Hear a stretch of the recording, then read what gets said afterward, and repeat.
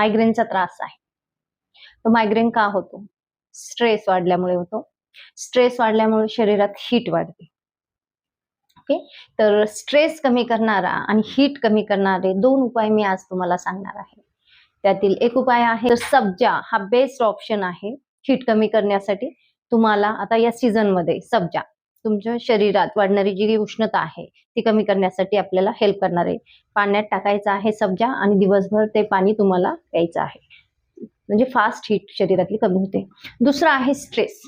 आता स्ट्रेसमुळे हीट वाढते, मग स्ट्रेसच येऊ नये म्हणून एक आसन आहे. त्या आसनाचं नाव आहे ससांगासन. तर हे आसन खूप सोपं आहे. तर हे आसन वज्रासनामध्ये करायचं आहे. ज्यांना नी पेन आहे त्यांनी शक्यतो अवॉइड करा.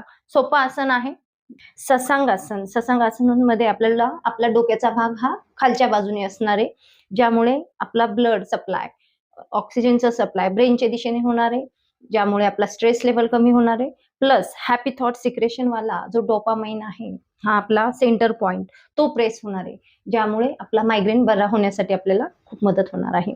सुरुवातीला गुडघ्यावरती यायचं आहे, जमेल तेवढा पोटात मध्ये, कमरेतून पुढे वाकायचं आहे.